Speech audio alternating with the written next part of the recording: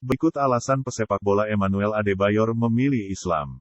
Pertama, Yesus mengajarkan bahwa hanya ada satu Tuhan. Hanya satu Tuhan saja yang berhak untuk disembah. Hal itu termaktub dalam Deut 6:4, Mark pukul 12:29. Umat Islam juga meyakini demikian. Sebagaimana diajarkan Al-Quran dalam surat 4 An-Nisa, ayat 171. Kedua, Yesus tidak makan daging babi. Dijelaskan dalam Levitikus 11:7. Sama dengan yang dilakukan umat Islam. Dan hal itu dijelaskan Al-Quran dalam surat 6 Al-An'am, ayat 145. Ketiga, Yesus mengucapkan salam dengan kalimat, Assalamualaikum, kedamaian selalu bersamamu. Terdapat dalam John pukul 20:21. Muslim juga mengucapkan salam dengan cara demikian. Keempat, Yesus selalu mengucapkan, God willing, insya Allah. Umat Islam mengucapkan kalimat ini juga sebelum mereka melakukan apapun. Sebagaimana dituntunkan dalam Al-Quran Surat 18 Al-Kahfi, ayat 23-24. Kelima, Yesus mencuci wajah, kedua tangan, dan kedua kakinya sebelum salat. Hal yang sama juga dilakukan oleh seorang Muslim. Keenam, Yesus dan nabi-nabi lainnya yang terdapat di dalam Injil salat dengan meletakkan kepala mereka di tanah. Muslim juga melakukan demikian. Sebagaimana diajarkan Al-Quran dalam Surah 3 Ali Imran, ayat 43.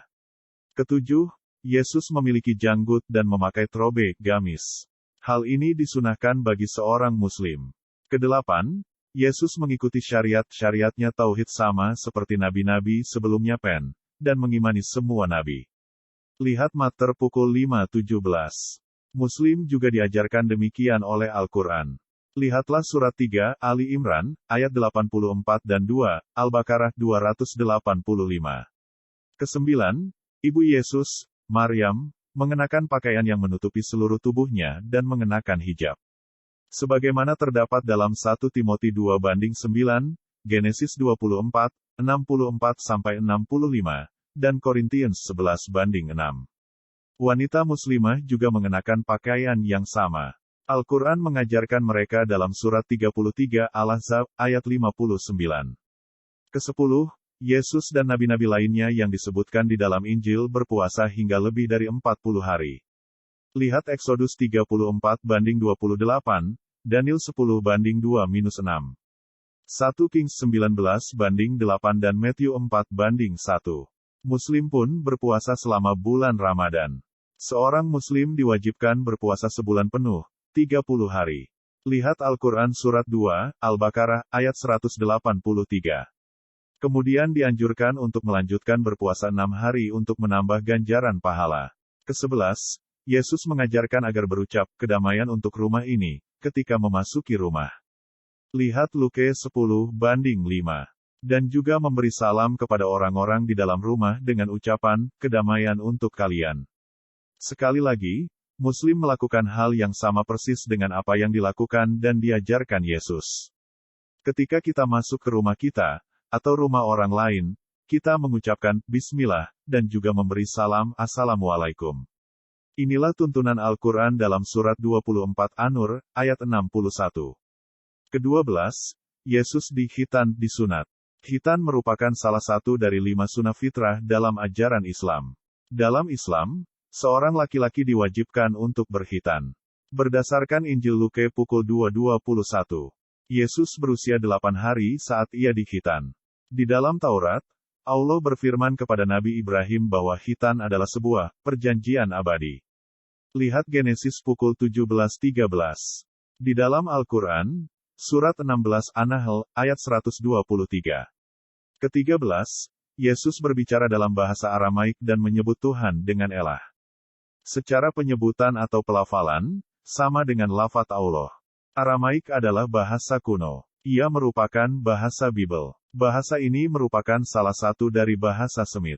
Termasuk juga bahasa Hebreu, Ibrani, Arab, Ethiopia, dan bahasa-bahasa kuno lainnya seperti bahasa Assyria dan Babilonia yang merupakan bahasa orang-orang Akkadia. Bahasa Aramaik, Elah, dan bahasa Arab, Allah, adalah sama. Kata Aramaik, Elah, berasal dari bahasa Arab, Allah, yang artinya adalah Tuhan. Allah dalam bahasa Arab artinya juga Tuhan. Tuhan yang Maha Tinggi. Anda bisa dengan mudah mendapatkan kesamaan pelafalannya. Dengan demikian, Tuhannya Yesus juga merupakan Tuhannya orang-orang Islam. Dialah Tuhan semua manusia, dan Tuhan semua makhluk yang ada. Emmanuel Adebayor, mengapa saya memeluk Islam? Nah, sekarang katakan kepadaku, siapakah pengikut Yesus yang sebenarnya? Tentu saja jawabnya umat Islam. Sekarang saya yakin saya telah menjadi pengikut Yesus yang sebenarnya. Tutup Adebayor. Penutup kajian yang dilakukan Adebayor benar-benar menunjukkan bahwa yang benar itu jelas dan yang menyimpang itu juga telah jelas. Oleh karena itu, benarlah apa yang Allah firmankan. Barang siapa mencari agama selain agama Islam, maka sekali-kali tidaklah akan diterima agama itu daripadanya, dan dia di akhirat termasuk orang-orang yang rugi. Qs. Ali Imran, ayat 85. Rugilah mereka yang memilih agama selain Islam, apalagi menukarnya dengan yang selainnya.